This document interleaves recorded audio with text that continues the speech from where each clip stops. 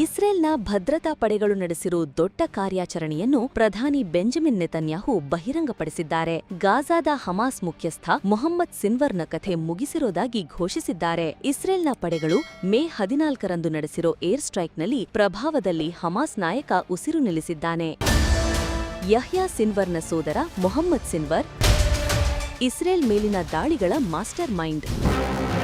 May 28ರಂದು Israel ಸಂಸತ್ತಿನಲ್ಲಿ ಮಾತನಾಡಿದ ಪ್ರಧಾನಿ ಬೆಂಜಮಿನ್ ನೆತನ್ಯಾಹು ಭದ್ರತಾ ಪಡೆಗಳ ಕಾರ್ಯಾಚರಣೆಯಲ್ಲಿ ಹತ್ಯೆಯಾಗಿರುವ ಹಮಾಸ್ ನಾಯಕರ ಪಟ್ಟಿಯನ್ನು ತೆರೆದಿಟ್ಟರು. ಅದರಲ್ಲಿ ಮುಖ್ಯವಾದ ಹೆಸರು ಮೊಹಮ್ಮದ್ ಸಿನ್ವರ್. ಗಾಜಾದ ಹಮಾಸ್ ಮುಖ್ಯಸ್ಥನ ಕೊನೆಯಾಗಿರುವ ಬಗ್ಗೆ ಇದೇ ಮೊದಲ ಬಾರಿಗೆ ಅಧಿಕೃತವಾದ ಹೇಳಿಕೆಯೂ ಹೊರಬಂದಿದೆ. ಇದೇ ತಿಂಗಳು ಇಸ್ರೇಲ್ನ ರಕ್ಷಣಾ ಸಚಿವ ಇಸ್ರೇಲ್ ಕಟ್ಸ್ ಕೂಡ ಸಿನ್ವರ್ ವೇಳೆ ದಾಳಿಯಾಗಿರುವ ಬಗ್ಗೆ ಸುಳಿವು ಕೊಟ್ಟಿದ್ದರು.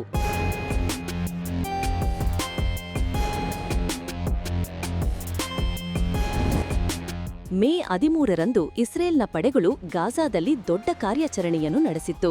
ಗಾಜಾದಲ್ಲಿ ಆಸ್ಪತ್ರೆಯ ಕಟ್ಟಡದ ಕೆಳಗಿನ ಸುರಂಗದಲ್ಲಿ ಹಮಾಸ್ ನಾಯಕರು ಅಡಗಿ ಕುಳಿತಿದ್ದರು. ಅಲ್ಲಿನ ಇಡೀ ಕಾಂಪ್ಲೆಕ್ಸ್ ಮೇಲೆ ಇಸ್ರೇಲ್ನ ವಿಮಾನಗಳು ಭಾರೀ ಪ್ರಮಾಣದಲ್ಲಿ ಬಾಂಬ್ ದಾಳಿಗಳನ್ನು ನಡೆಸಿತ್ತು. ಆ ದಾಳಿಯಲ್ಲಿ ಮೊಹಮ್ಮದ್ ಸಿನ್ವರ್ ಜೊತೆಗೆ ಆತನ ಸಹಚರರು ಕೂಡ ಸಾವಿಗೀಡಾಗಿರುವುದಾಗಿ ವರದಿಯಾಗಿದೆ. ಅಂದಹಾಗೆ 2023ರ ಅಕ್ಟೋಬರ್ 7ರಂದು ಇಸ್ರೇಲ್ ಮೇಲೆ ನಡೆದಿದ್ದ ಹತ್ಯಾಕಾಂಡದ ಹಿಂದಿನ ಮಾಸ್ಟರ್ ಮೈಂಡ್ ಆಗಿದ್ದವನು ಹಮಾಸ್ ನಾಯಕ ಯಹ್ಯಾ ಸಿನ್ವರ್. ಸಾವಿರಾರು ಜನರನ್ನು ಹಮಾಸ್ ಬಂಡುಕೋರರು ಹತ್ಯೆ ಮಾಡಿದ್ದರು. 10 ಮಹಿಳೆಯರು ಸೇರಿದಂತೆ 100 ಜನರನ್ನು ಅಪಹರಣ ಮಾಡಿದ್ದರು. ಅದರ ಬೆನ್ನಲ್ಲೇ ಇಸ್ರೇಲ್ ಗಾಜಾ ನಡುವೆ ಯುದ್ಧ ಶುರುವಾಗಿತ್ತು. ಅಂದಿನಿಂದಲೂ ಇಸ್ರೇಲ್ನ ಪಡೆಗಳು ಹಮಾಸ್, ಹೂಥಿ ಸೇರಿದಂತೆ ಉಗ್ರ ಸಂಘಟನೆಯ ಸದಸ್ಯರನ್ನು ಹುಡುಕಿ ಬಲಿ ಹಾಕಿದ್ದರು.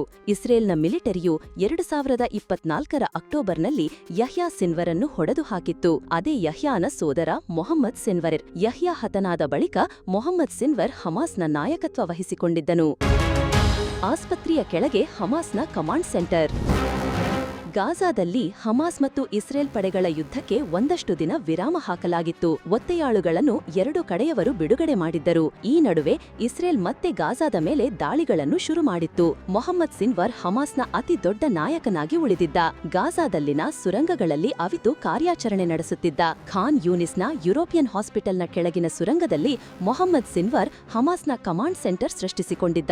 ಆಸ್ಪತ್ರೆಯ ಕೆಳಗಿನ ಸುರಂಗವು ಹಮಾಸ್ನ ನಿಯಂತ್ರಣ ಕೇಂದ್ರಕ್ಕೆ ದಾರಿ ಮಾಡಿಲೋದನ್ನು ಇಸ್ರೇಲ್ನ ಮಿಲಿಟರಿಯು ವಿಡಿಯೋ ದಾಖಲೆ ಮಾಡಿಕೊಂಡಿತ್ತು. ಅದೇ ಜಾಗದ ಮೇಲೆ ಇಸ್ರೇಲ್ ಡ್ರೋನ್ ಬಳಸಿ ನಿರ್ದಿಷ್ಟ ದಾಳಿಯನ್ನು ಮಾಡಿತ್ತು.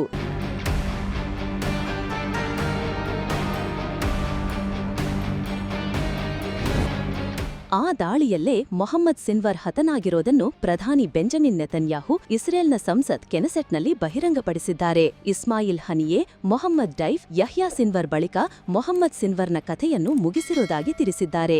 ಈ ಮೂಲಕ ಹಮಾಸ್ನ ಬಹುತೇಕ ಪ್ರಮುಖ ತಲೆಗಳು ಮರೆಯಾದಂತೆ ಆಗಿದೆ. ಆದರೆ ಗಾಜಾದಲ್ಲಿ ಸಂಘರ್ಷ ಇನ್ನೂ ನಿಲ್ಲುವ ಸೂಚನೆಗಳು ಕಾಣುತ್ತಿಲ್ಲ.